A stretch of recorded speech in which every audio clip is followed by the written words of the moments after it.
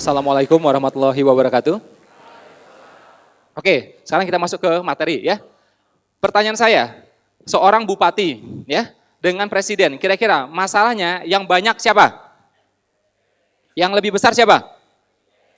Seorang prajurit dengan panglima, kira-kira masalah yang lebih besar, yang lebih banyak siapa? Panglima atau prajurit? Ya, artinya semakin tinggi posisi seseorang, makin besar juga masalahnya, betul? Jadi kalau memang kita pengen, ya contoh kita pengen jadi miliarder, kita pengen jadi triliuner. Triliuner dengan miliarder, kira-kira masalah yang lebih banyak siapa? Triliuner. Yang lebih berat, lebih besar siapa? Pasti juga triliuner. Oke? Jadi semakin tinggi otomatis masalah juga seperti itu. Makanya tugas kita adalah apa? Ya, bukan memperkecilnya, ya, tapi memperbesar kapasitas kita. Ya, ini penting banget ya. Kita bukan memperkecil masalahnya, tapi memperbesar kapasitas. Karena masalahnya pasti makin besar. Wali kota dan gubernur banyak lebih besar gitu ya, lebih berat gitu ya. Nah, termasuk juga menteri, presiden dan seterusnya. Ya, jadi selama 2 jam ke depan saya membantu Bapak Ibu di sini, teman-teman di sini untuk apa? Diperbesar kapasitasnya. Sehingga masalah itu mengecil. Masalah 10 juta itu mengecil ya. Walaupun muncul tagihan 1 M itu mengecil. Bayangkan seperti Pak Khairul Tanjung. Ya. Kira-kira 1 triliun bagi dia kecil nggak? Kecil. Kapasitas dia sudah puluhan triliun. Jadi 1 triliun kecil. Kalau kita tagihan aja udah pusing, betul? Orang Indonesia itu sama teror nggak takut, sama badai nggak takut, ya.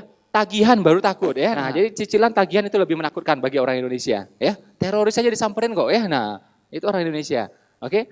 Nah, begitu kapasitas kita membesar, ya, makanya yang lain itu jadinya kecil aja. Tagihan segitu kecil, ya. Cicilan segitu kecil, masalah ini itu kecil aja dah. Biasa semuanya. Karena kapasitas kita sudah membesar. Makanya kita minta sama Allah itu agar apa? Kita tuh dimampukan, ya, punya kapasitas untuk itu, ya. Kita lihat. Nah, ini yang saya bantu ya selama 2 jam ke depan ya teman-teman di sini. Saya berusaha memperbesar inner capacity teman-teman di sini, ya.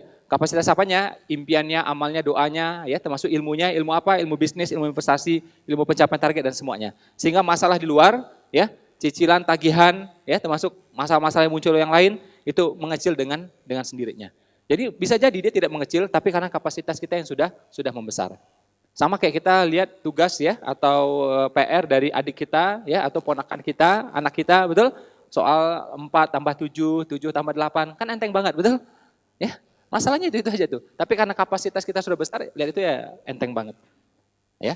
Nah, ini yang akan menjadi materi saya selama kurang lebih 2 jam ke depan. Siap? Oke, kita lihat yang pertama. Jadi ternyata kita itu harus punya target yang besar, impian yang besar. Target yang apa?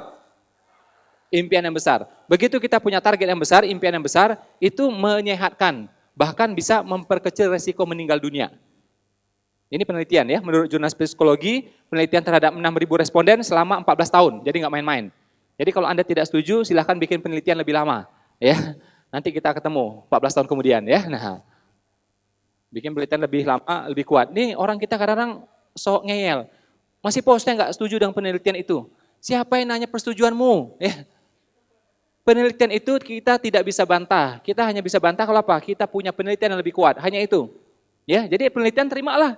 Kalau nggak setuju, bikin penelitian lebih kuat. Hanya itu. Hadis, oh saya nggak setuju masih hadis ini. Gundulmu saya bilang. Hadis nggak bisa setuju atau nggak setuju. Kalau Anda tidak setuju, cari hadis yang lebih kuat. Hanya itu. Kalau nggak Anda terima, nggak ada yang lain. Ya, kita tidak punya kapasitas untuk menolak gitu. Ya, bilang setuju nggak bisa. Bahkan kalau Anda pernah kuliah S2, ya siapa yang pernah kuliah S2? Ada yang S2 atau S3 gitu? Ada? Coba angkat tangan. Yang kuliah S2, coba angkat tangan. Nah, ya. Nah, orang S2 itu tahu ya, bahkan orang S2 pun, master sekalipun itu tidak boleh punya pendapat. Dia hanya boleh mengutip pendapat orang yang S3. Oke? Nah, jadi dia, oh saya nggak setuju, nggak bisa seperti itu. Itu udah. Apalagi kita yang ini, yang nggak jelas S-nya, betul? Ya. Paling S6 aja, Samsung gitu ya. Nah, jadi target yang besar itu memperkecil resiko meninggal dunia. Kalau Muslim itu mesti punya impian yang besar. Kaya, kalau nggak kaya raya, cuma itu aja. Oke? Sebenarnya siapa aja, bukan hanya Muslim ya. Ada yang non-Muslim di sini ada? Teman-teman yang lain ada? Selain Muslim ada? Kalau ada saya mau kasih hadiah. Ada? Mungkin diajak temannya atau apa gitu. Atau Muslim semua? Oke, yang Muslim coba angkat tangan, yang Muslim coba angkat tangan. Oke, yang non-Muslim coba angkat tangan. Oke, yang nggak jelas agamanya ada? Oke. Ya, kalau ada nggak apa-apa ya, kalau ada malah saya kasih hadiah gitu ya. Yang muslim jangan tiba-tiba angkat tangan juga gitu ya, nah, biar dapat hadiah gitu, jangan. Jadi muslim itu punya, ya harus punya impian untuk kaya atau kaya raya. Ya, haji, umroh, akikah, kurban, zakat, sedekah, wakaf itu perlu uang semuanya. Orang miskin bisa meramaikan masjid, tapi orang miskin sulit untuk membangun masjidnya. Orang miskin bisa jadi santri, tapi sulit untuk membangun pesantrennya. Orang miskin masih bisa umroh, tapi sulit untuk mengumrohkan orang lain. Kalau kaya, dia bisa lakukan dua-duanya. Meramaikan masjid bisa, bangun masjid juga bisa. Oke? Jadi santri bisa, bikin pesantren juga bisa. Ya, hafal Quran bisa, bikin rumah tahfiz juga bisa. Umroh bisa, mengumrohkan juga bisa. Bikin travel umroh juga bisa. Itu bedanya kaya. Ya. Dan Nabi bilang sebaik-baiknya harta berada di tangan orang beriman. Jadi kalau Anda mengaku sudah beriman, miliki hartanya. Udah beriman gak nih? Miliki hartanya. Sebaik-baiknya harta berada di tangan orang beriman. Agar orang beriman yang mengendalikan peradaban. Kalau enggak, mereka yang mengendalikan. Dia bikin apa? Dia bikin Alexis, dia bikin reklamasi, dia bikin macam-macam semuanya. Orang miskin bisa apa coba? Protes, demo. Ya, itu aja bisanya. Ya, mereka diam-diam aja udah bisa bisik-bisik, melakukan banyak hal semuanya. Dan namanya harta itu dahsyat. Ya, Al-Quran juga mengakui itu, makanya dikatakan berjuanglah dengan harta dan jiwa. Hartanya diletakkan di depan. Al-Quran nggak main-main. Al-Quran itu dia penuh urutan semuanya. Pasti di seluruh ayat di Al-Quran ngomongnya apa? Allah dan Rasul. Tidak pernah Rasul dan Allah, tidak ada. Kalau kita mungkin di buku kadang-kadang nulisnya gitu, Rasul dan Allah, Nabi dan Allah, mungkin ada. Tapi Al-Quran tidak pernah seperti itu. Urut semuanya. Pasti Allah dan Rasul. Ya, semuanya seperti itu. Nah, dan disampaikan juga di Al-Quran, berjuanglah dengan harta dan jiwa. Hartanya di depan, tahu nggak? Jadi harta Anda itu lebih berharga, tahu nggak? Ya, karena bisa menggerakkan yang lain, menyelamatkan jiwa yang lain. Sampai seperti itu. Ya. Nah, orang Islam kita ini sering tabu sama harta. Ya, padahal salah satu, ada beberapa tujuan syariat diturunkan. Salah satu tujuan syariat diturunkan adalah apa? Untuk menjaga harta. Jadi kalau ada begal datang, Anda lawan, Anda mati syahid. Ya, karena mempertahankan harta. Harta dalam Islam itu berharga. Harta setiap muslim itu berharga. Kenapa? Ini dapatkan dengan jalur yang halal, penuh keberkahan. Ya, dia gunakan juga pasti penuh keberkahan. Harus dipertahankan. Tidak boleh diambil sama orang yang jahat. Betul. Kalau di tangan dia jadinya biang kehancuran. Harus dipertahankan. Kalau Anda mau berikan ya silahkan gitu ya. Tapi kalau Anda mau mempertahankan terus Anda meninggal, Anda mati syahid. Ya, karena Anda mempertahankan harta yang halal. Ya, tapi kalau hartanya si penabrak tiang listrik itu udahlah biarin ya sudah itu ya. Enggak usah dipertahankan ya itu ya. Enggak usah ya sudah itu. Terima transaksi dari dia tuh enggak usah sama sekali sudah ya. Nah, sampai seperti itu. Ini orang Islam kita sering tabu dengan harta, ya. Karena ini hajaran dari Snuk Hugronje. Baca bukunya The Acenes, orang-orang Aceh artinya, ya, The Acenes. Dia bilang tuh di bukunya, wahai orang-orang Aceh, muslim-muslim Aceh, khusyuklah kalian beribadah di musola. Kebun-kebun urusan kami. Ya. Kayaknya baik tapi kurang ajar tuh orang itu. Ya, kalian beribadah, properti urusan kami, bisnis urusan kami, mall plaza urusan kami, jalan tol urusan kami. Kalian akhirnya apa? Tinggal di kolong-kolongnya semuanya. Musola kalian pun akhirnya digusur. Tahu nggak? Ya. Nah, sebaik-baiknya harta berada di tangan orang beriman. Harusnya di tangan Anda semuanya. Ya. Saya yakin kalau udah kaya raya semuanya udah malas datang seminar kayak gini nih. Ya, udah malas tuh. Makanya saya pengen nanti kalau 2 tahun lagi datang ke sini udah sepi semuanya. Ya, kenapa udah kaya, Pak? Nah, udah. Bagus itu ya. Ya, dan parkirnya penuh semua mobil semuanya ya. Ini saya lihat masih ada parkirnya motor-motor gitu ya. Motor Cina lagi sebagian ya. Second lagi, kredit lagi, nunggak lagi, waduh. Ya. Dianjurkan seperti itu. Berjuanglah dengan harta dan jiwa. Dan Allah menyampaikan juga, Allah menyukai mukmin yang kuat. Kuat apanya? Imannya, ilmunya, amalnya, termasuk juga penafkahannya, fisiknya. Nabi kuat fisiknya. Umar kuat, Ali kuat. Apa mungkin Umar menang perang kalau badannya krempeng coba? Atau kegendutan juga? Nggak mungkin. Mungkin nggak Ali bisa menang perang gitu ya? Selalu menang perang ya. Ali tidak pernah kalah dia. Kalau badannya krempeng atau kegemukan, tidak mungkin. Badannya pun kuat. Nabi itu ada 2 hadis yang saya baca, perutnya juga seperti batu bersusun. Perutnya ini. Jadi six pack. Kalau kita six man ini, ya. Kayak gitu tuh. Beliau bergulat ya sejak kecil, sejak muda, bergulat, memanah, oke, berkuda, terus juga menunggang ontanya kencang sekali. Ya, makanya ya ototnya bagus semuanya. Ya, Aisyah pun bisa digendong sama dia dalam perjalanan. Itu Nabi. Jadi Nabi kuat fisiknya, kuat imannya, ilmunya, semuanya. Bukan salah satunya saja. Kebanyakan kita kayak gitu tuh, mikirnya cuma salah satu aja. Yang penting iman, yang penting hati. Itu iya, anak TK juga tahu. Oke, tapi tidak cukup sampai di situ. Imannya kuat, oke, hatinya kuat, amalnya kuat, ilmunya kuat, relasinya kuat, networkingnya kuat, hartanya juga kuat. Bahkan agama yang sangat serius ngomong tentang harta itu Islam. Ya, ilmu wakaf, siapa yang punya? Islam yang punya. Wakaf itu solusi dan Allah ngerti logika manusia seperti apa. Oke, wakaf itu Anda boleh tahan sebagian untuk diri Anda, untuk keturunan Anda. Ya. Jadi wakaf nih misalnya, Anda punya tanah, punya sawah, ya. Anda wakafkan, panggil amil. Ya, panggil Ustaz Bobi, Ustaz, saya mau wakafkan nih. Tapi anak saya gimana? Nah, boleh nggak nih ladang sawah saya wakafkan, tapi 40% hasilnya buat anak saya, boleh nggak? Boleh. Tidak harus disegahkan semua juga bisa. Itu wakaf. Jadi Allah ngerti logikanya manusia, karena masih pikirin juga tuh buat dirinya. Dan itu diharuskan. Karena kita wajib meninggalkan anak yang kuat. Kuat apanya? Kuat semuanya lagi tadi. Itu Al-Quran yang ngomong. Lebih baik meninggalkan ahli waris dalam keadaan kuat ya daripada dia minta-minta. Itu ayat yang ngomong, bukan hadis lagi. Ayat yang ngomong. Ya. Jadi bukan hanya kita yang kuat, anak pun mesti kuat. Sampai seperti itu. Ya. Sampai saya tanya sama lembaga sosial terbesar di Indonesia. Ya. Yang ngumpulin ratusan miliar setahun.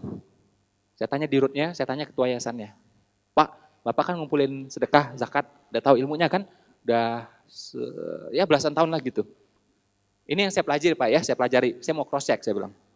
Kalau Al-Quran itu ngomong, ya, bahasa Al-Quran ya, bukan hadis. Al-Quran itu seolah-olah Allah itu berasumsi kita ini adalah apa? Pengusaha atau pemilik tanah.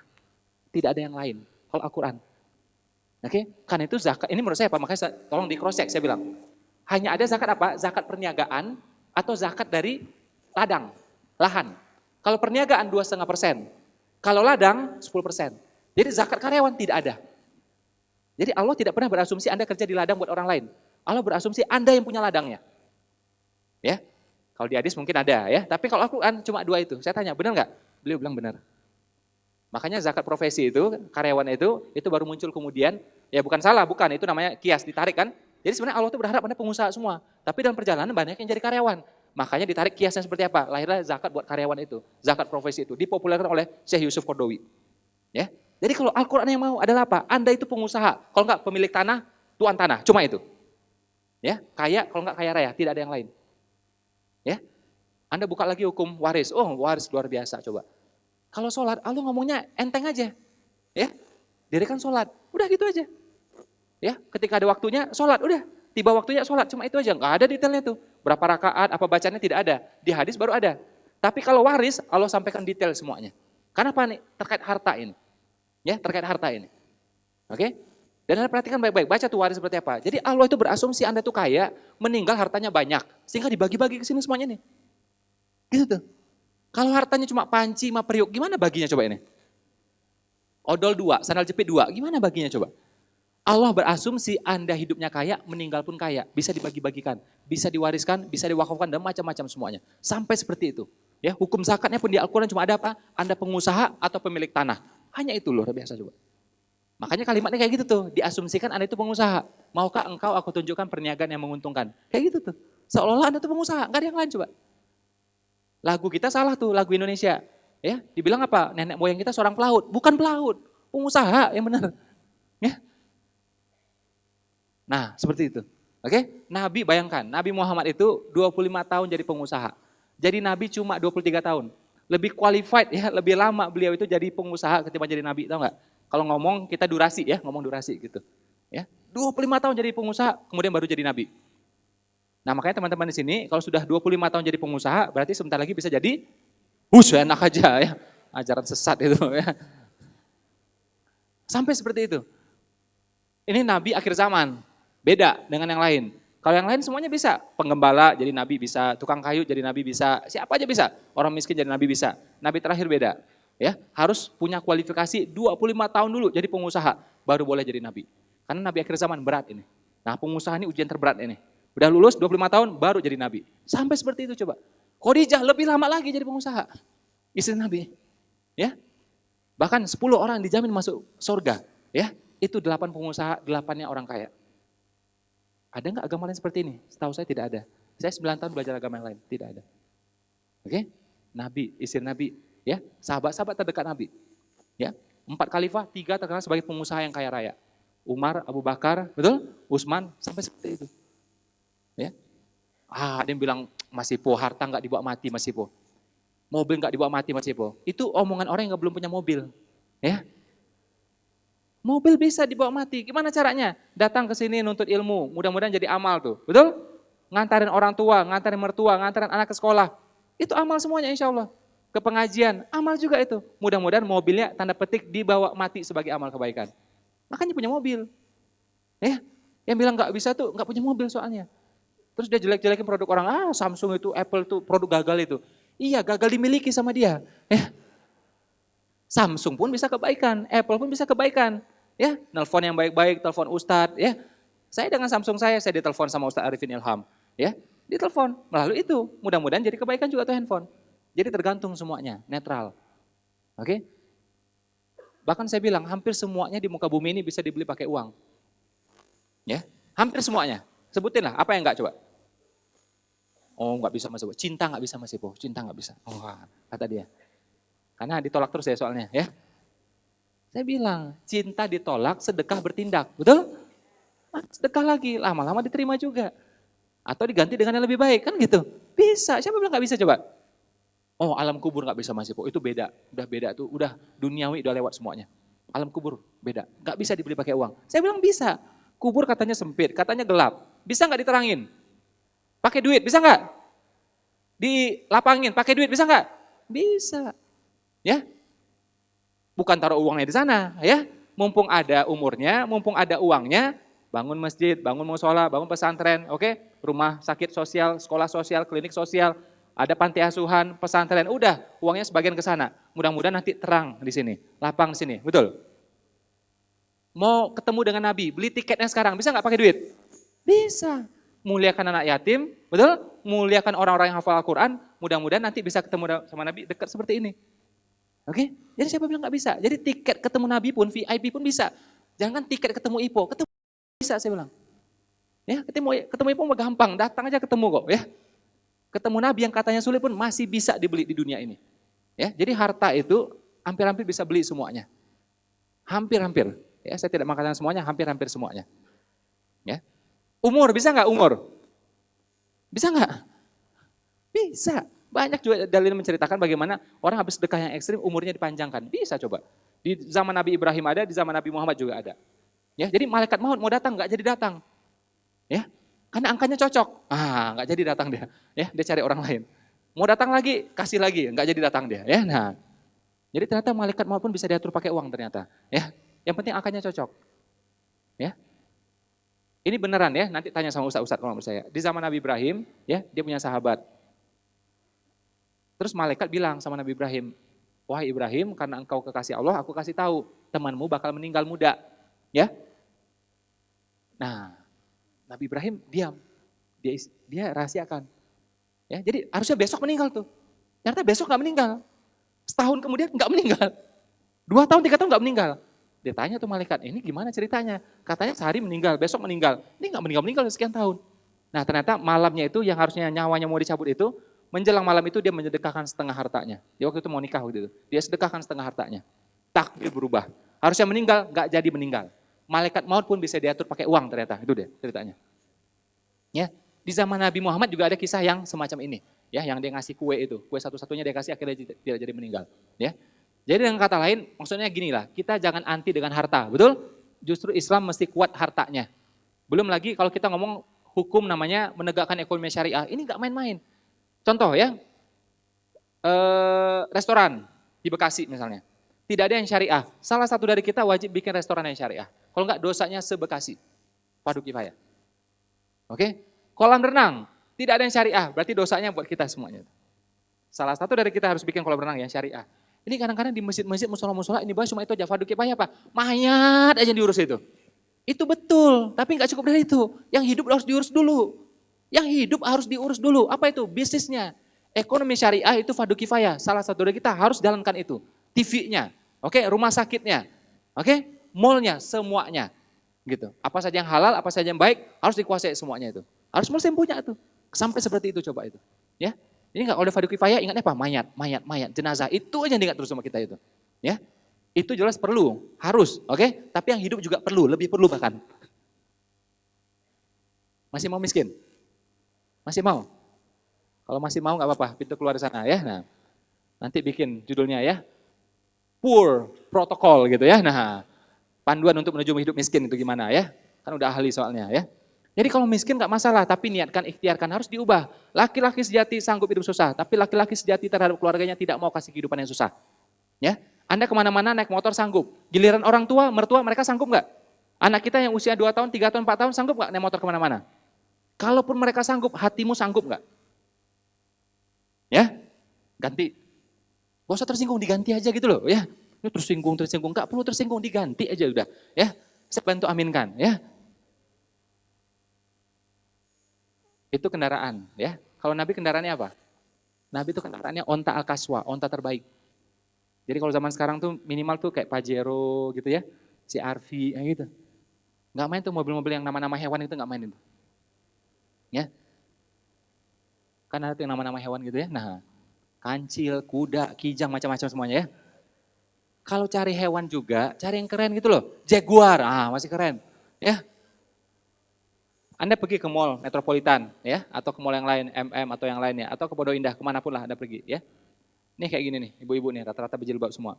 Pergi ke mall, berjilbab, turun dari mobilnya pakai Jaguar, ya. Di depannya ada gantungin tasbih, ya. Turun, kelihatan ibu-ibu berjilbab. Orang lain ngeliat, kira-kira Islam kelihatan keren nggak?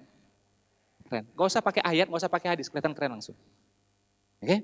Tapi Anda pergi ke sana, ya, turun dari motor Cina tuh, saya kan lagi, bisa mogok lagi, diengkol nggak hidup, oke? Kelihatan Islamnya, kelihatan Muslimnya, kurang bagus. Kayanya kita, suksesnya kita itu menjadi syiar bagi yang lain. Kenapa anak muda kita melihat Amerika semuanya? Gaya jalannya, gaya nyanyinya, semuanya. Berpakaiannya, betul semuanya. Karena Pak, mereka dianggap sukses. Jadi sukses itu syiar.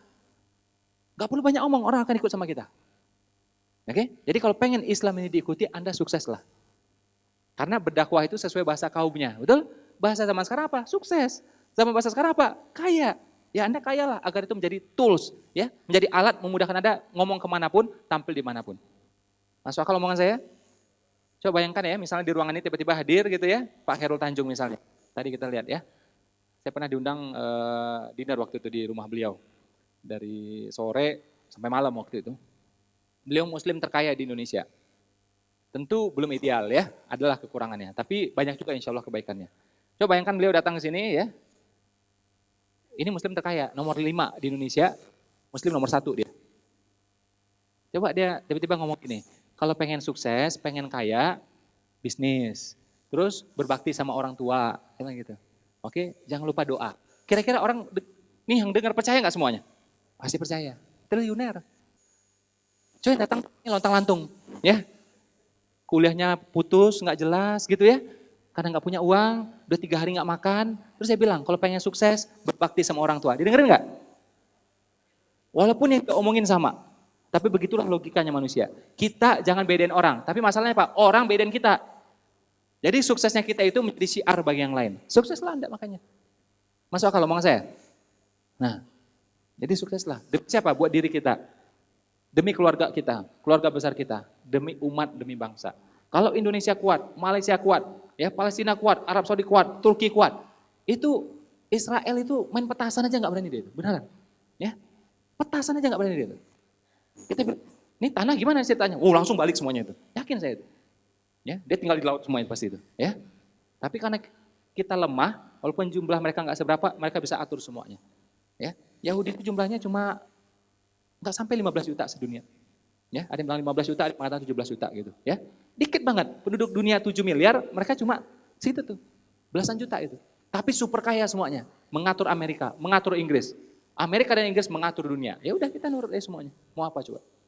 Ya, bahkan tidak mungkin ya. Karena negara berkembang ya, terpilih presidennya, terpilih pemimpinnya kalau tidak direstui oleh mereka. Pasti sudah itu. Ya. Nah, jadi secara individu kita masih kuat. Sejarah bangsa kita juga mesti kuat. Demi siapa? Demi keluarga kita, keluarga besar kita, bangsa kita, demi umat. Umat jelas-jelas sangat terbantu kalau Anda kaya. Betul? Anda mungkin makan tetap aja. Sepiring, ya nggak mungkin nambah lah. Paling mantap 2 piring lah sekali makan, kan gitu ya. Kalau 2 kali makan berarti 4 piring lah sehari. Jadi Anda kaya raya pun memang nggak ngefek buat diri Anda. Tapi umat sangat terbantu kalau Anda kaya. Setuju nggak ini? Setuju nggak ini? Ya. Jadi ya, ini fakta pahit, tapi benar. Misal ya, ada muslim nih, tahu-tahu kaya raya, tahu-tahu murtad. Ada nggak orang seperti ini? Saya belum pernah dengar, jarang. Kalau zaman dulu ada, korun namanya, salabah namanya. Oke, jadi biasa, tahu kaya raya, tahu murtad. Oke, tapi sekarang nih kita lihat yang sebaliknya, muslim nih, tahu miskin, fakir, kemudian murtad, ada nggak? Segerobak. Jadi memang kaya itu ujian, miskin juga ujian, benar nggak? Berat ujian ini. Betapa banyak orang karena fakir, murtad banyak. Ya, kena Indomie, kena beasiswa, kena beras, murtad dia. Kalau hari ini saya belum pernah lihat murtad. Paling banter mungkin ya sholatnya lalai, ya ibadahnya lalai, itu masih ada. Tapi murtad saya belum pernah lihat zaman sekarang. Zaman dulu ada, korun namanya, salabah namanya. Ya, nah jadi memang kaya itu ujian, miskin juga ujian. Ada yang bilang sama saya, masih hati-hati, harta itu ujian. Tong, sini dulu tong, saya bilang ya. Apa harta ujian? Ente punya harta enggak? Kalau enggak punya harta enggak diuji, saya bilang. Ya. Jadi harta menjadi ujian bagi yang punya harta. Kalau enggak punya, diujian dari mana coba? Ya. Tapi hati-hati masih po. Nanti kalau hartanya ini, kita punya harta, nanti namanya bisa hubud dunia. Ya, tergila-gila dengan dunia, tergila-gila dengan harta. Betul? Salah. Hubud dunia itu bisa melekat pada siapa aja. Orang miskin pun bisa hubud dunia. Benar enggak? Dia enggak punya motor, siang malam kepikiran motor. Hubud dunia itu, tahu enggak? Belum punya motor, ya terbayang terus hubud dunia itu. Oke? Anda bayangkan, ada orang kaya, ada orang miskin. Ya, orang kaya dikejar-kejar harta, orang miskin ngejar-ngejar harta. Siapa yang lebih berpotensi untuk hubud dunia coba? Yang dikejar-kejar harta atau yang ngejar-ngejar harta? Dia udah diam aja di rumah, udah tenang-tenang. Harta yang nyari dia, bisnis udah jalan di mana-mana. Ya, jadi yang kemungkinan hatinya, ya waktunya tersita untuk harta yang ini nih bisa jadi kemungkinan besar. Oke? Walaupun dua-duanya mungkin, tapi kemungkinan besar logika kita yang ini. Jadi jangan entengkan kekayaan itu. Oh tapi benar Pak, orang kaya banyak yang sombong Pak. Lah orang miskin ada nggak yang sombong? Segerobak, ya diundang seminar kayak gini gratis pun nggak mau datang dia. Males ya, nah macam-macam alasannya. Sibuk lah macam-macam alasannya. Oke? Orang kaya sombong ada, orang miskin sombong juga ada. Will Smith itu aktor Amerika mengatakan harta tidak mengubah orang. Harta itu apa? Hanya memperbesar sifat dasar seseorang. Ketika miskin, sombong. Ketika kaya, makin sombong. Kalau dulu yang disombongin motornya, Supra, Mio, dibanggain sama tetangganya. Ya, gitu ya.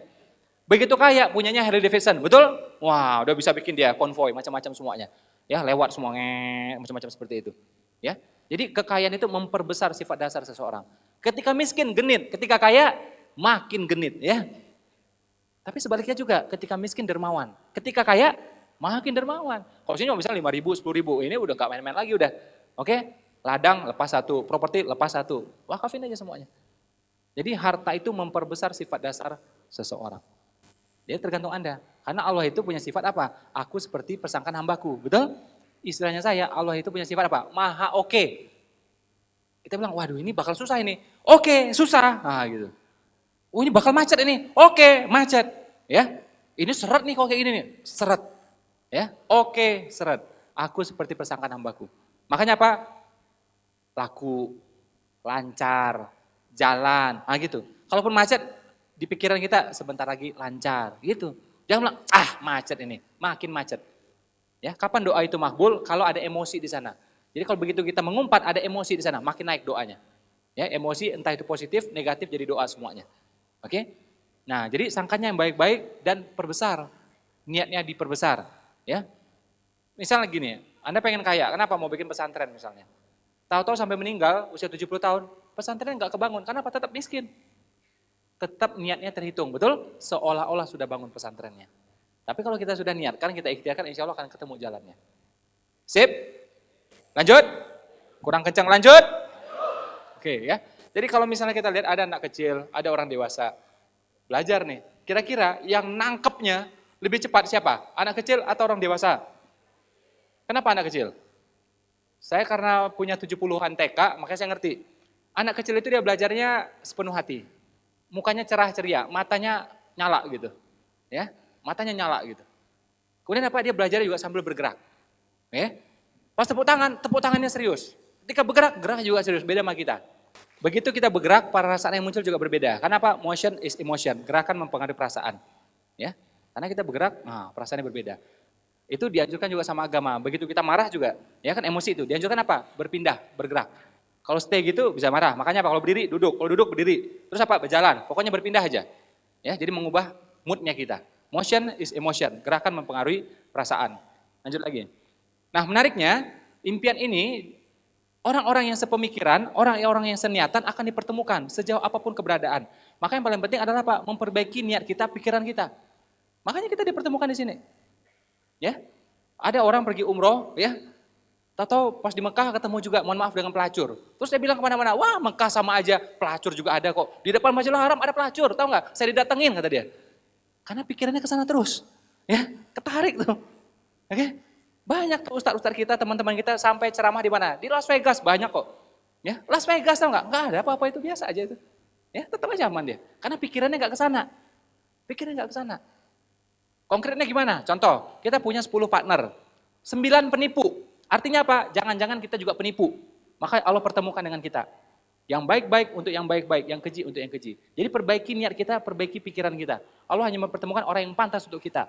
Tim kita, pergaulan kita, jodoh kita, biasanya yang pantas untuk kita. Tidak mungkin meleset. Ya, ini begundal. Ada ustadz, nggak mungkin itu. Ya, ustadz. Terus ada Setia Novanto, nggak mungkin juga itu. Ya, yang baik-baik untuk yang baik-baik, yang keji untuk yang keji. Biasanya seperti itu kemungkinan besar. Nah, kalau 10 kali kita berpartner, satu penipu, nah itu namanya ujian. Itu wajar. Satu penipu, satu culas gitu ya, nah itu namanya ujian. Tapi biasanya semuanya adalah cerminan dari diri kita. Jadi orang-orang yang sepemikiran ini, dia akan dipertemukan sejauh apapun keberadaan. Entah dia di Sulawesi, Kalimantan, ketarik, dia saling ketemu semuanya. Contohnya kita sekarang ini. Ya, semakin banyak orang di luar sana, kenapa hanya kita yang bertemu di sini? Ya. Oke, sekarang saya mau tanya. Siapa yang di sini ya, yang suka nonton sinetron coba, saya pengen tahu. Yang suka nonton sinetron, nggak apa-apa, kalau ada nggak apa-apa. Ada? Oke. Yang masih merokok coba angkat tangan, saya pengen tahu, yang masih merokok. Oke, yang masih merokok, oke. Yang tadi sholat duha coba, coba angkat tangan. Oke. Yang tadi tahajud coba, Oke. Lihat ya polanya. Saya nggak ngerokok. Oke, tim saya juga tidak merokok. Ustadz Bobi juga tidak merokok. Saya tidak mengatakan rokok itu haram atau apa enggak. Tapi lihat aja ya, di antara semua tadi yang merokok cuma 2 orang di sini.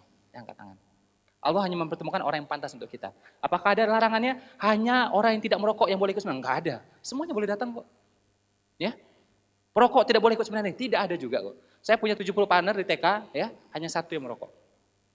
Enggak ada juga syarat. Ya, kalau mau bermitra sama saya tidak boleh merokok, tidak ada syaratnya. Ya, karena saya duha, tadi lihat rata-rata juga duha. Ya, 40% tadi duha juga. Karena saya tahajud, teman-teman juga tadi sekitar 30% juga tahajud juga. Allah hanya kasih orang yang pantas untuk kita. Jadi yang paling penting adalah apa? Perbaiki diri kita. Kita akan ketemu ya. Jadi kalau kita 8, Allah kasih orang 8. Nilai kita 9, kita dapat juga yang 9. Nah, nilai yang 4 itu buat ujian dalam kehidupan. Biasanya seperti itu. Sip? Nah, saya tunjukkan caranya bagaimana impian itu lebih cepat tercapai. Boleh? Ya, ini rumusnya jarang-jarang ditampilkan ya. Di buku saya juga tidak ada, di Telegram saya juga tidak ada, hanya di sini saya sampaikan. Ya, nggak usah dicatat, insya Allah pasti ingat, tenang aja ya. Jadi kalau belajar itu tenang, relax, akan masuk semuanya. Ya, makanya training tuh ISQ 3 hari nggak pakai catat semuanya. Saya juga sama, training saya nggak usah pakai catat semuanya. Penting tenang, relax, masuk semuanya. Ya, makanya semua kitab suci pertama kali turun tidak pernah dituliskan, hanya diperdengarkan, masuk semuanya. Ya, penting tenang aja, tenang, relax, masuk, insya Allah. Ya, jadi ada 5 poin. Yang pertama, pastikan secara spiritual beres. Artinya apa? Allah ridho dengan impian kita itu. Kenapa mau mobil itu? Keren ya Allah. Nah, itu nggak ada Allahnya di situ. Ya, harus ada tuh. Kita bisa pertanggungjawabkan, kita bisa argumen sama Allah. Kenapa aku harus punya mobil seperti itu? Ya. Nah, kemudian masif, libatkan orang banyak. Kayak Ustadz Bobi membangun pesantrennya, nah, dia libatkan orang banyak. Cepat tercapainya. Saya bangun kampus Umar Usman, ya, itu nggak sampai setahun berdiri kampusnya. Sekarang udah tahun ke-5 tuh. Kenapa bisa cepat? Saya libatkan semuanya, alumni seminar, pembaca buku saya libatkan. Ya, sekarang saya bangun 6 sekolah ya di pelosok-pelosok Indonesia. Ya, dalam waktu 1 tahun 6 sekolah, sekarang menuju 7 sekolah. Nah, karena melibatkan orang banyak. Bisnis juga sama. Kalau buka cabang sendiri kelamaan. Melalui apa? Reseller, betul? Distributorship, betul? Melalui keagenan, affiliate, dropship. Nah, libatkan orang banyak. Bagi-bagi rezekinya, bagi-bagi kesempatannya. Ya, masif, libatkan orang banyak. Kemudian apa? Sensitif. Pastikan 4 panca indera merasakan. Jadi kalau pengen mobil itu, pastikan memang kita coba tuh mobil. Saran saya bukan sekedar coba. Kalau coba nggak berasa. Tapi coba yang lebih tinggi lagi, apa itu? Anda sewa tuh mobil. Ya, coba sewa sebulan. Pengen Mercy Pak, ya udah sewa Mercy. Ya, oh, tapi mahal ya Pak, sebulan 25 juta. Ah, berarti Anda belum pantas punya. Ya, turun dulu. Xenia second misalnya, udah sewa 3 hari, ya, coba lagi 7 hari, usahakan sebulan. Kenapa? Udah nurut aja, nggak usah bantah. Ya, itu caranya. Agar apa? 4 panca indera merasakan. Anda dengar, Anda sentuh, Anda hirup, ya, semuanya. Jadi Anda mesti rasakan. Contoh, mohon maaf ya, Anda naik motor kemana-mana biasanya. Naik motor, kan belum pernah bagaimana naik mobil, betul? Cobain tuh mobil, Anda parkirin, masuk ke rumah semuanya. Pagi-pagi Anda panasin, pagi-pagi Anda lap. Rasakan, 4 panca indera merasa semuanya. Anda hirup, Anda sentuh, Anda dengar, beda. Supra dengan Xenia, kan beda gitu. Ya, nah bedanya itu mesti Anda rasakan. Karena otak itu ya, kalau pernah Anda mulai, dia bisa meneruskan. Tapi kalau Anda tidak mulai, dia sulit untuk meneruskan. Jadi Anda harus mulai dulu. Ya, makanya orang kalau sudah berumroh gampang berhaji. Karena apa? Dia sudah mulai.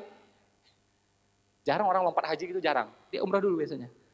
Ya, nah, dan orang gampang berumroh apa? Kalau dia sudah manasik, karena sudah mulai, gampang meneruskan. Makanya mulai dulu. Ya, kebanyakan orang nggak punya mental untuk kayak ginian. Rumah juga sama, Anda mau rumah itu, Anda cobain, 4 panca indera mesti merasakan. Nggak bisa rumah itu di seberangnya. Ya, ini beberapa tim saya cobain kayak ini, alhamdulillah banyak yang berhasil. Ya, saya pengen Mas Ipo, rumahnya kayak Mas Ipo gitu, ya, kompleksnya itu. Ya sudah, dia ngontrak ke situ. Akhirnya dapat yang kurang lebih seperti itu. Ya, saya juga seperti itu cara dulu waktu tahun 2011. Ya, waktu saya merantau pertama kali di Jakarta. Akhirnya dapat beneran juga. Caranya ini. Ya, ini nggak ada disampaikan di mana-mana, hanya di sini saya sampaikan. Ya, di seminar yang kayak gini. Di buku tidak ada, di WA saya juga ada, tidak ada, di Telegram juga tidak ada. Ya, kemudian apa? Progresif, bertahap. Sekarang mohon maaf, kita naik angkot kemana-mana, naik kereta kemana-mana, naik mobil, naik motor kemana-mana, belum punya mobil. Bertahap dulu, jangan langsung BMW. Otak itu ngelawan dia, bahkan ngetawain. Makan Indomie, BMW coba, ngetawain dia. Ya, jadi kalau misalnya sekarang kita masih naik motor, naik kereta gitu ya, nah mobil dulu misalnya, apa? Jazz, second, nggak apa-apa, itu aja dulu, sampai punya gitu. Nanti sudah tercapai Jazz, baru naik lagi, paham ya? Naik lagi nggak masalah. CR-V, CR-V baru misalnya, oke. Setelah itu baru naik lagi, Land Cruiser misalnya, seperti itu. Impian boleh besar, mencapainya bertahap. Anda baru tamat kerja, baru tamat kuliah gitu misalnya, terus kerja, ya. Jadi apa? Ya staff dulu, kan gitu. Jangan baru ngelamar kerja, direktur. Diusir kita ya. Pergi kau, pulang kau itu. Staff dulu. Tapi impian tetap besar, pengen jadi direktur, silakan. Nah, 2 tahun lagi, manajer targetnya. Atau meleset jadi supervisor, ya masih oke lah. Oke? Nah, target lagi 2 tahun lagi, manajer. Seperti itu. Impian boleh besar, mencapainya bertahap. Kalau nggak ngawang-ngawang ntar. Ya, kalau nggak ngawang-ngawang. Sama ya, kita punya anak, punya ponakan. Ya, misalnya apa, dia masih SD. Tentu apa yang kita visualkan ke dia? Tentu SMP-nya, kan gitu ya. Kamu kuliah setinggi mungkin, kamu sekolah setinggi mungkin, ya. Tapi yang kita tunjukin ke dia, brosur yang tunjukin ke dia apa? Ya SMP lah. Ya, kamu nanti S2 di sini, di bidang apa? Engineering. Mumet dia ya. Baru SD kelas 2 masih gini-gini dia ya. Enggak ketelan sama otaknya. Oke? Nah, itu namanya progresif ya. Impian boleh besar, mencapainya bertahap, progres, ada progresnya. Jadi otak itu suka dengan progres dia. Tapi kalau lompatan itu rata-rata otak tidak suka. Ya, dan dia menolak biasanya. Karena dia merasa belum pantas ke sana, macam-macam lah. Ya. Nah, kemudian apalagi proaktif. Ya. Nah, ini penting banget ya. Ini sebenarnya salah satu kaidah fikih yang saya ambil. Saya belajar sama guru saya udah 2 tahun lebih ya. Salah satu kaidah fikih adalah apa? Ini bagus banget menurut saya adalah apa? Sebuah kebaikan kalau belum bisa dilakukan semuanya, jangan ditinggalkan semuanya. Lakukan apa yang bisa. Bikin pesantren, bikin. Tapi uangnya nggak ada Mas Ipo. Ya, modalnya 600 juta, 200 juta gitu ya. Uangnya belum ada, kesempatannya belum ada. Oke, apa yang bisa? Membiayai santri 1 orang, 2 orang masih bisa? Masih bisa. Idealnya kalau di rumah kita misalnya, nggak kuat Mas Ipo, nggak sabar ya. Anak aku sendiri aja nggak sabar, apalagi anak orang. Nah ya udah, biar pesantren yang ngurus, kita nggak usah ngurus misalnya. Ya, jadi jangan ditinggalkan semuanya, lakukan apa yang bisa. Idealnya bikin panti asuhan, belum bisa, apa yang bisa? Biayai anak yatimnya. Miskin juga misalnya, nggak mampu Mas Ibu, beneran nggak mampu ini. Ya sudah, minimal pas bulan Muharram, betul? Muliakan anak yatim. Jadi lakukan apa yang bisa, jangan ditinggalkan semuanya. Usaha gimana? Sama aja. Mau buka restoran Mas Ibu, ya udah buka aja.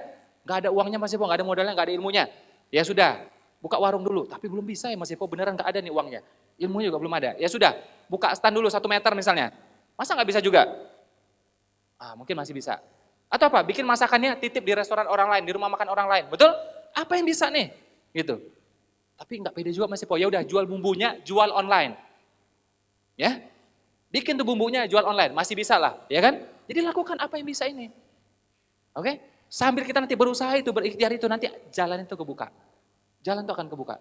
Tapi kalau kita diam, diam juga. Allah akan diam juga. Allah tidak akan mengubah nasib sebuah kaum sampai kaum itu sendiri yang menjadi inisiatornya. Kurang lebih seperti itu. Ya, tobat juga sama. Begitu kita tobat 1 langkah, Allah yang 10 langkah, betul? Tapi yang mulai 1 langkah siapa? Ya kita. Nah, tapi kalau kita nggak ada, nggak akan muncul 10 langkah. 2 enggak, 3 enggak, apalagi 10 coba. Tapi kalau kita 1 langkah, Allah yang 10 langkah. Ya, jadi untuk tobatnya seperti itu sama, untuk bisa juga seperti itu. Nah, ya. Jadi mungkin selama ini kalau kita sulit suksesnya, mungkin kita sulit mendoakan orang lain. Kalaupun berdoa nggak sungguh-sungguh, kurang sungguh-sungguh. Mendoakan ini bukan hal yang sepele, termasuk semuanya. Kita jalanan lancar, di seberang macet, doakan dia. Ya, doakan dia, semuanya. Pedagang yang di pinggir jalan tuh, udah capek-capek jualan mukanya keringatan gitu, idealnya kita bantu dia. Kita dorong gerobaknya idealnya. Ya, atau kita belanja di dia. Cuma kadang-kadang kita nggak sempat juga. Minimal doakan. Ya Allah, beri dia kekuatan, beri dia kemudahan, beri dia rezeki hari ini, beri dia juga ketaatan. Jangan sampai dagangan laku tapi sholatnya kagak. Ya, doakan dia. Ya. Nah, ini terapi hati ya. Jadi kita lapang hati terhadap pencapaian orang lain. Ternyata apa? Itu memudahkan pencapaian kita. Oke? Ini juga yang mungkin sulit saat ini. Hatinya sesama kita ini kurang terpaut. Makanya akhirnya perpecahan dan macam-macam semuanya. Ya. Nah, jadi agar doa itu lebih naik ya, terkabul, makbul. Jadi sekali waktu sahabat Nabi bertanya sama Nabi, Nabi aku pengen doaku lebih dikabulkan, gimana caranya? Menariknya, Nabi tidak mengajarkan dia zikir tertentu. Nabi tidak mengajarkan dia amal tertentu. Oh ya, kamu tahajud, kamu ini, enggak. Ya, pengen doa lebih dikabulkan, Nabi bilang apa? Jaga makananmu. Ya. Makanan ini adalah simbol apa? Penafkahan kita, kegiatan kita, semuanya. Kalau ini benar, doa naik. Makbul terkabul insya Allah. Ya. Nah, makanya makanan ini gak main-main. Makanan ini apa? Akhirnya menjadi darah daging kita. Betul? Keturunan kita. Jangan heran, anak susah diatur. Ya, makanannya gak jelas coba. Ya, yang ragu-ragu, abu-abu jangan ambil, tinggalkan aja. Ya, kalau yang halal biasanya jelas, yang haram biasa juga jelas. Nah, yang abu-abu banyak nih. Ragu-ragu, abu-abu lupakan aja. Ya, tinggalkan aja. Ya. Nah, makanan juga menjadi akhirnya apa? Sumber energi, sumber potensi dan penggerak perilaku kita dan ujung-ujungnya adalah doa kita.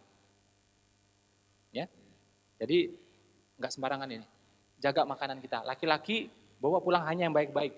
Ya, yang perempuan, ya, yang para istri juga tanyakan dari mana ini. Cross check, cross check, cross check. Ya, kalau abu-abu, ragu-ragu, nggak usah. Ya, ingatkan suami kita. Ini faktanya di mana-mana, di Indonesia, di dunia juga sama ya. Kenapa laki-laki itu korupsi? Karena suami itu didorong oleh istrinya. Ya, makanya Nabi mengatakan wanita itu tiang negara. Kalau baik ini baik semuanya. Kalau rubuh ini kacau semuanya. Wanita itu tiangnya negara. Ya, walaupun dia nggak ngurus macam-macam, tapi dia bisa mempengaruhi macam-macam. Bisnis, politik, dan semuanya. Ya, ya. Nah ini tanpa terasa, saya berusaha memperbesar kapasitasnya teman-teman ya. Saya sampaikan protokol demi protokol ya, sehingga kapasitasnya membesar. Dari segi niat sudah berbeda, dari segi impian sudah berbeda. Ya, sikapnya memandang harta sudah berbeda. Nah insya Allah kapasitas sudah membesar. Harta insya Allah makin lama makin kecil, masalah makin lama makin kecil. Karena kapasitas kita sudah membesar. Ya, kita lanjut. Nah ini dia 5 wasilah kekayaan, 5B, 5 apa? Gampang diingat ya, nggak usah dicatat 5B. B yang pertama belajar, karena itu kita hadir di sini. Seminar, training, kajian, buku, ikuti semuanya. Ya, ilmu itu cahaya menerangi langkah kita, hidup kita. Ya, makanya mereka yang sungguh-sungguh terhadap ilmu dijamin tidak fakir. Ya, belajar. Yang kedua berhemat. Wah ini kadang-kadang susah ini, apalagi ibu-ibu, mbak-mbak ini. Ya, nah wanita itu gampang tergetar hatinya ya, karena apa? Kata-kata I love you. Kedua apa? Diskon 50%. Bergetar itu hatinya ya. Nah, godaan itu ya. Berhemat. Kalau memang perlu beli, mahal pun beli. Kalau nggak perlu nggak usah beli. Mau diskon berapapun. Ya. Oh beli Pak, ini diskon Pak 40%. Ya, kalau Papa beli ini artinya kita hemat 40%. Padahal kalau nggak beli hematnya 100%. Ya. Terus apa? Bisnis. 9 dari 10 bagian kehidupan adanya di perniagaan. Ya, makanya bisnis. Dengan kata lain 90% uang itu milik pengusaha. Ya, Anda bayangkan uangnya 90%, pengusaha sedikit. Jadi besar kemungkinannya. Karyawan jumlahnya 90%, rezekinya 10%. Rebutan ini. Nggak heran dapatnya sedikit. Ya. Tapi choice, ya. Kalau memang Anda pengen jadi karyawan, Anda happy sebagai karyawan, ya sudah, Anda berinvestasi. Umar bilang, wahai pekerja, jangan habiskan semua upahmu, sebagian belikan kambing, sebagian belikan ladang. Apa artinya kambing? Bisnis produktif. Ladang, properti produktif. Sambil kita bekerja, ada bisnis dan properti yang bekerja. Ya, Umar sudah ngajarkan 1400 tahun yang lalu. Jadi ilmu kekayaan diajarkan sama Islam, konkret, detail. Ya, nggak ada yang kayak gini nih. Contohnya ada, nih, nabinya, istri Nabi, ya, keluarga Nabi, penyebar Islam, yang masuk ke Asia Tenggara, pimpinan Wali Songo, pendiri NU, pendiri Muhammadiyah, kaya semuanya. Serikat Dagang Islam, kumpulan orang kaya semuanya. Ada teladannya semuanya. Syariatnya juga ada. Ya, amal-amal kayanya ada juga, duha, macam-macam semuanya. Ya. Terus orang Islamnya nggak kaya, kan kita bingung, nabimu siapa? Ya. Nabimu siapa coba? Udah sedemikian komplit semuanya ini. Ya. Agama mana coba yang serius ngomong perdagangan? Cuma Islam coba. Oke? Nah, ya. Jadi dagang, kalau nggak investasi, ya. Kalau memang mau, misalnya kita jadi dosen, kita bahagia jadi dosen, jadi peneliti, jadi PNS misalnya. Oke, ya sudah, laksanakan terus, ya. Uang bahagia kok di sana, benar nggak? Belum tentu jadi pengusaha dia bahagia. Ya sudah, Anda berinvestasi. Di properti boleh, ladang boleh, oke. Bagi yang mau KPR boleh juga pakai KPR syariah gitu ya. Mau emas juga boleh, silahkan. Ngepet jangan, ya. Bukan apa-apa, kasihan babinya gitu loh, ya. Nah, udah jadi babi dikepetin lagi, ya. Nah, tapi babinya beda Pak, ini babinya udah syariah Pak. Nggak ada itu kalau babi mah, ya nggak bisa. Mau sunat atau gimana pun tetap aja nggak bisa itu ya babinya. Berinvestasi ya, kalau nggak bisnis, investasi, jelas. Jadi mesti bergerak di mana uang itu berada. Melalui apa? Bisnis dan investasi, tidak ada cara lain. Oke? Yang terakhir adalah berbagi. Apa? Berbagi. 5B ini. Ya, coba lihat saya, jangan lihat layar, lihat saya. B pertama apa tadi? Belajar. Kedua, hemat. 3, 4, 5, udah. 2 tahun Anda praktek, kelihatan hasilnya. Ya, Anda langgar hukum ini, insya Allah melarat, saya bilang. Boros, ya, dagang nggak mau, investasi nggak mau, ya. Belajar ogah, insya Allah makin melarat. Coba aja kalau nggak percaya. Kayaknya udah banyak yang coba nih selama ini ya. Nah, ya. Jadi kalau pengen keluar dari itu, lakukan 5 ini. Sip? Lanjut? Oke, kita lihat. Ya, ini salah satu poin penting ya hari ini. Ya, saya sampaikan cuma jadi bisnis sebagai jalan hidup ya, pilihan hidup. Saya sampaikan tentang ini aja ya, 3A dan 3K ya. Jadi kalau kita muslim, bisnis itu harus mengarah pada 3A. 3 apa? Jadi bisnis sebagai jalan hidup ya, way of life, ada yang namanya 3A, ada yang namanya 3K ya. Kalau Anda muslim, ya benar-benar muslim, bisnis itu harus mengarah pada 3A ini. Kalau enggak Anda rugi. Ya, Anda rugi. Ya, you lost, you lose. Loss artinya apa? Salah jalan, tersesat. Atau apa? Lose, ya kalah, ya rugi. Capek-capek ya dapatnya cuma itu aja. Rupiah aja gitu. Ya. Harus mengarah pada 3A. 3 apa? 3A. Yang pertama adalah apa? Allah dan Rasul. Harus mengarahnya ke sana semuanya. Allah dan Rasul. Kedua adalah apa? Harus menyamankan anak dan keluarga. Ya. Bahkan ustadz-ustadz pun juga sekarang saya sering tegur. Ya, ngomongnya umat, anak jarang ketemu. Gak bisa juga saya bilang. Kalau kita buka Al-Quran, dibilang apa? Selamatkan dirimu dan keluargamu. Keluarga itu masuk istri dan anak. Jadi mau selamatin orang lain, selamatkan dulu keluarga. Jangan sampai orang lain dididik, anak nggak dididik, nggak cocok itu. Ya, untuk jemaah, untuk umat punya waktu, untuk keluarga juga harus punya waktu gitu. Ya. Nah, jadi jangan sampai terbengkalai. Ya, apalagi Jakarta, apalagi Bekasi, wah masya Allah. Ya, ini kesini bisa 4 jam ini, luar biasa ini. Ya, saya gitu saya udah tidur, terus bangun, tidur lagi, belum nyampe juga gitu ya, wah dahsyat ini ya. Saya pikir harus cop paspor masuk sini gitu ya. Ternyata masih paspornya Indonesia juga gitu ya. Luar biasa gitu ya. Lain kali bikin itu aja lah, penerbangan aja ya, maskapai gitu ya, landing langsung cepat gitu ya. Jadi gitu ya. A yang pertama apa? Allah dan Rasul, harus mengarah ke sana semuanya. Ya, jangan sampai lepas begitu saja. Sayang banget. Anda pangkatnya apapun, ya bisnisnya apapun, kalau menjauh dari ini sayang banget. Kadang cuma tempelan, bisnis lupa semuanya. Nanti sekali waktu diisi acara kajian. Cuma gitu ya, tempelan ya terus kayak gitu. Mau sampai kapan seperti itu? Ya, Anda kurang lebih umurnya sama kayak saya, usianya mungkin 30-an, 40-an. Umur saya tahun ini 40. Artinya apa? Kalau saya dikasih usia sampai 60 tahun, artinya apa? 2/3 badan saya ini udah masuk tanah, tahu nggak? Ya, suka nggak suka, saya traveling ke sana. Tinggal sepertiga nih, dia tanah udah masuk ke sini nih. Ya, tinggal segini lagi nih. Oke? Nah, jadi sudah sepantasnya ngarah ke sana. Allah dan Rasul. Yang kita kerjakan ini ada nggak ke sana? Kalau nggak sayang, 8 jam habis, 10 jam habis buat PP, ya perjalanan gitu ya. Allahnya nggak ada, Rasulnya nggak ada. Sayang banget. Cuma dapat rupiah-rupiahnya aja, yang lain nggak dapat. Ya, itu karir yang rendah, itu bisnis yang rendah menurut saya. Ya, harus ada Allah dan Rasulnya. Ya, yang kedua apa tadi? Anak dan keluarga. Ya, itu tak ternilai dan memang itu yang diamanahkan ke kita, bukan yang lain. Ini saya ketemu orang macam-macam ya. Kadang sibuk ngurusin umat, ada lagi yang anggota dewan ngurusin rakyat katanya dia. Keluarga terbengkalai. Logika dari mana coba itu? Ya, gak cocok itu. Amankan dulu ini, selamat dulu ini, baru yang lain. Gitu. Karena perintahnya jaga dirimu dan keluargamu. Ya, yang lain cuma apa? Diingatkan doang. Yang dijaga yang ini nih. Oke? Nah, yang ketiga adalah apa? Amal jariah. Smart Muslim harus berpikir apa tuh amal jariah, amal jariah, amal jariah. Kenapa? Mohon maaf, kalau Anda cuma sholat sunnah misalnya ya, itu bagus. Tapi begitu selesai sholat, selesai pahalanya. Anda puasa sunnah, selesai puasanya, selesai pahalanya. Kalau amal jariah beda. Ya, jadi one day kita sudah membusuk jadi belatung gitu ya, dikerubungi belatung seperti itu. Oke? Tapi amalnya masih kerja keras untuk dia. Itu baru namanya smart Muslim, beruntung itu. Ya, kenapa? Dia bikinin sumur, dia bikinin jembatan, ya, dia bangun pesantren, dia bangun rumah tahfiz, dia muliakan anak yatim, panti asuhan yang susah, dia bantu, ya. Para penghafal Al-Qur'an, dia bantu. Ah, ini amalnya kerja keras untuk dia. Coba Anda perhatikan ya. Kenapa itu ya? Begitu jenazah itu meninggal, seseorang itu meninggal gitu ya. Jenazah ini Anda kata bisa bangkit lagi, amal pertama yang pengen dia lakukan apa? Semua sepakat sedekah itu. Aneh kan? Kenapa enggak tahajud? Kenapa enggak umroh coba? Andai kata aku bisa bangkit lagi, aku akan umroh. Ada nggak kayak gitu? Enggak ada hadisnya. Aku tahajud, enggak juga.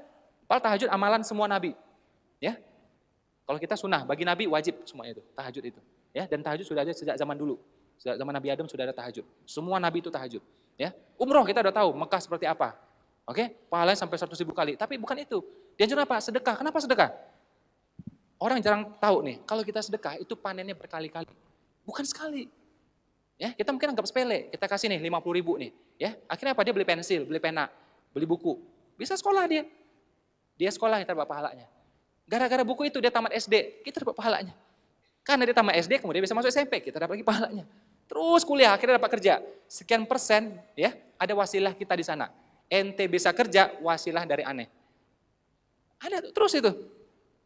Oke, sampai akhirnya dia kerja, dia bisnis, menafkahi keluarganya, kita dapat terus. Terus dari situ akhirnya dia apa? Nyuruh anaknya sholat, nyuruh anaknya ngaji, kita terus dapatnya. Walaupun sekian persen itu, terus gitu. Yang kayaknya remeh-temeh 50.000 atau 100.000 kita kasihkan tiap bulan misalnya. Ya, nah jadi panennya itu berkali-kali, bukan hanya sekali itu aja, terus gitu. Makanya dianjurkan kita ngasih pada orang yang soleh, tujuannya biar itu.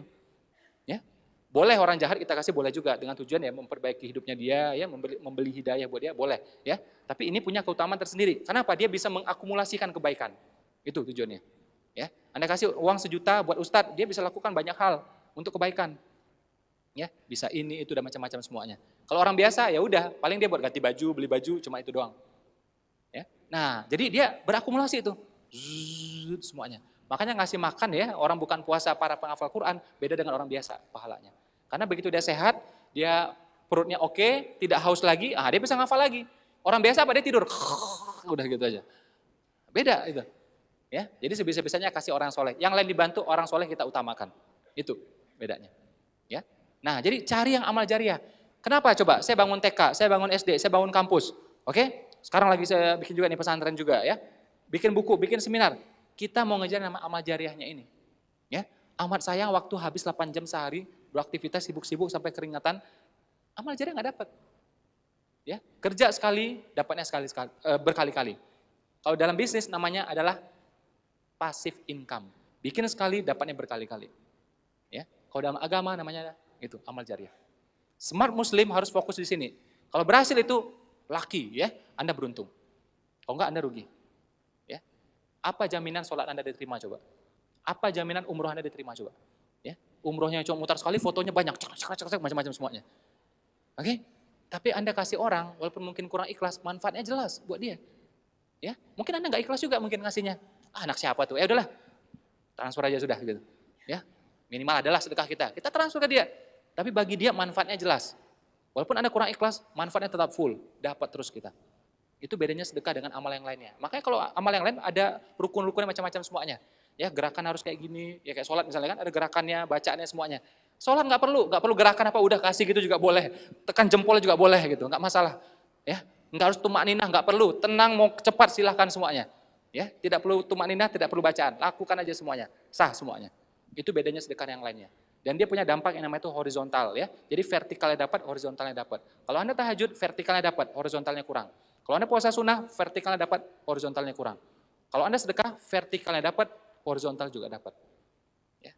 Saya kemarin waktu sholat Jumat ya, wah itu sholat Jumat paling bagus yang pernah saya dengar. Ya, walaupun saya udah lama ikut dia, kemarin itu yang paling bagus yang pernah saya dengar. Minimal salah satu paling bagus. Ya. Kita mungkin sudah tahu ya, tapi pas itu saya diingetin lagi. Al-Quran itu ayatnya ribuan, tapi perhatikan baik-baik. Yang tentang hukum, tentang syariat itu cuma jumlahnya sekitar 500. Tentang akhlak ke manusia ini 1.600. Ya. Dan apa tujuan Nabi turun? Akhlak, betul? Tidak lain, kalimatnya tidak lain, melainkan akhlak. Ya. Jadi ke manusia ini sangat penting, gak main-main. Tobat sama Allah gampang banget, betul? Anda tahajud nangis-nangis selesai itu. Gak mungkin Allah dendam, mungkin gak pernah. Dulu kamu pernah ini, pernah nggak ada gitu. Selesai, tutup buku semuanya. Ke manusia nggak bisa. Kalau dia nggak ridho, nggak selesai sampai kapanpun itu. Kita harus menangkan hati dia itu. Ya, makanya ayat tentang akhlak itu 1.600. Ya, 3 kali lipat banding tentang yang hukum-hukum yang sifatnya sholat dan macam-macam semuanya. Dan begitu sholat, Allah sampaikan apa? Sholat gitu aja. Detailnya melalui hadis. Ya, tapi begitu akhlak sesama manusia, Allah sampaikan detail semuanya. Ya, jangan mengintai. Ya, jangan apalagi kalau ketemu orang tatap wajahnya. Ya, jangan palingkan mukamu. Dan sampai seperti itu tuh. Dalam sholat nggak ada tuh palingkan mukamu ini untuk baca ini assalamualaikum, palingkan lagi, tidak ada itu. Tapi untuk manusia disampaikan detail seperti itu coba, ya ulurkan tanganmu dan semuanya, ya. Nah sedekah itu mainnya yang di situ tuh, kemanusiaannya semuanya itu, ya. Nah jadi memang beda, ya. Cari yang amal jariah, ilmu, oke? Apalagi sedekah, apalagi anak yang disolehkan. Oh berarti anaknya harus banyak pak? Ya. Tapi ingat ya, kalimat anak di sana itu tidak ada kata bin. Coba perhatikan. Jadi kan amal jariah 3 tuh. Pertama apa tadi? Sedekah. Apalagi? Ilmu. Kemudian anak. Jadi anak yang disolehkan. Anak siapa aja? Walaupun anak yatim orang, ya kita yang bantu solehkan melalui pembiayaan kita atau kita didik dia, itu pahala buat kita juga. Jadi semua anak, santri, anak yatim semuanya, termasuk anak kandung kita, termasuk teman-teman yang punya sekolah, murid-muridnya semuanya. Jadi tidak ada kata ibnu di sana, tidak ada kata bin di sana. Tidak harus keturunan kita. Jadi anak manapun boleh. Kalau kita bantu solehkan dia. Dapatkan 3 ini. Ya. Kita sekarang bongkar ya fakta-fakta juga mitos-mitos tentang sedekah. Ya. Apakah benar sedekah itu harus ikhlas?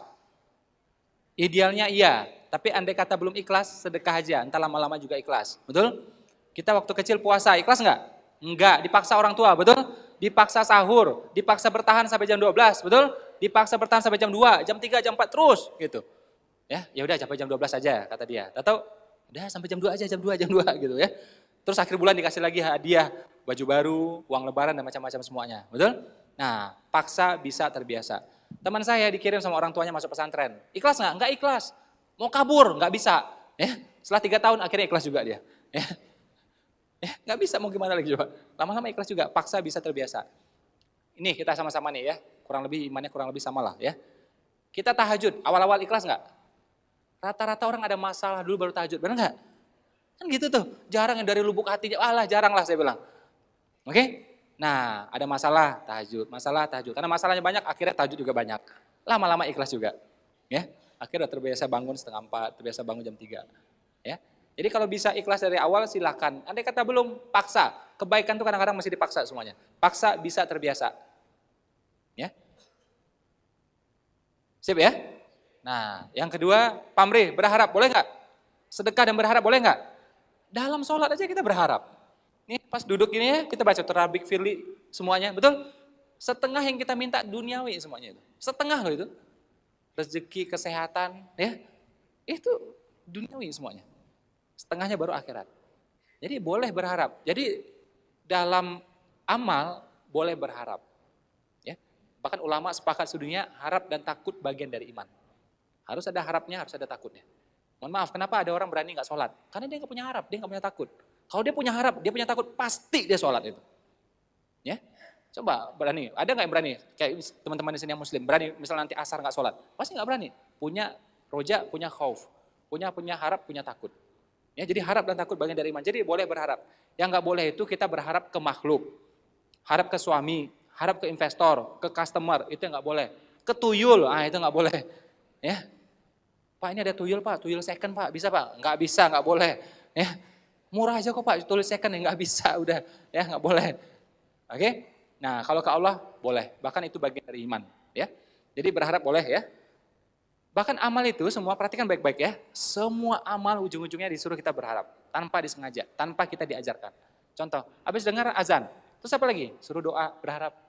Selesai sholat, berharap. Anda selesai tawaf, jangan langsung sa'i, harap dulu, doa dulu. Selesai sa'i, jangan langsung tahlul, harap dulu, minta dulu. Ya, Anda bayar zakat, doa dulu, harap dulu.